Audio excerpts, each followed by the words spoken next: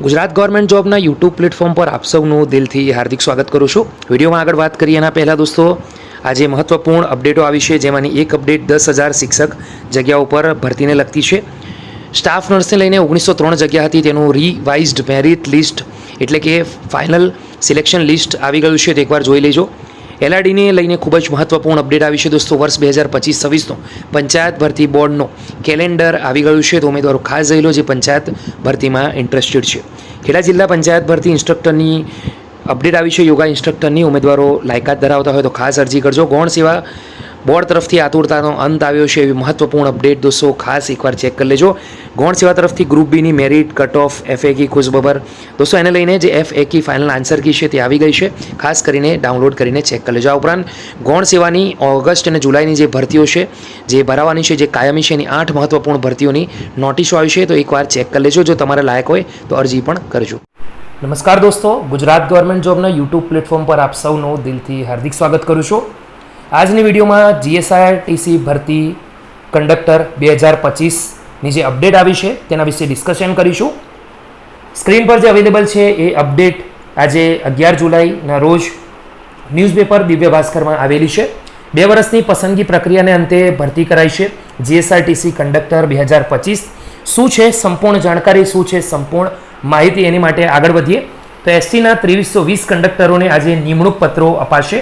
વધુ વધીએ આગળ તો ગુજરાત ST નિગમમાં લગભગ 2 વર્ષની પસંદગી પ્રક્રિયા બાદ નિમણૂક પામનાર 2320 કંડક્ટરોને 11 જુલાઈના રોજ યોજાનાર એક કાર્યક્રમમાં અગ્રણીઓની ઉપસ્થિતિમાં મુખ્યમંત્રી પટેલના હસ્તે નિમણૂક પત્ર આપવામાં આવશે. ધોરણ 12 પાસની યોગ્યતાના આધારે થયેલી આ ભરતી પ્રક્રિયા બાદ નિમણૂક પામનાર તમામ ઉમેદવારોને ST નિગમ દ્વારા 9 ડિવિઝનમાં પોસ્ટિંગ આપવામાં આવશે. નિગમમાં નવા કંડક્ટરો આવતા બસોનું સંચાલન વધવાની સાથે નિયમિતતા પણ વધશે, તેમ અધિકારીઓએ જણાવ્યું છે. આ માહિતી આપતા નિગમના અધિકારી જણાવ્યું કે નિગમમાં કંડક્ટરની ભરતી માટે ઓગસ્ટ 2023માં જાહેરાત બહાર પાડવામાં આવી હતી.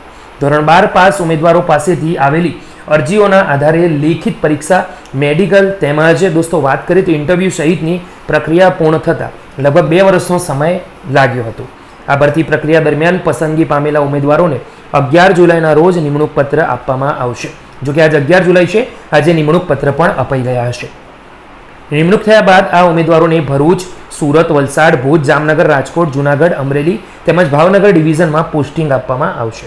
અધિકારીઓએ જણાવ્યું કે નવા કંડક્ટરોની ટીમ નિગમ સાથે જોડાયા બાદ કંડક્ટરોની ઘટ ઓછી થતાં નવા રૂટ પર બસોનું સંચાલન વધી શકે છે.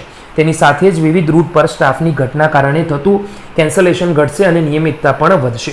હવે પોસ્ટિંગ થયું છે દોસ્તો, એમાં જગ્યાઓની વાત કરીએ 9 ડિવિઝન આવી ગયા છે.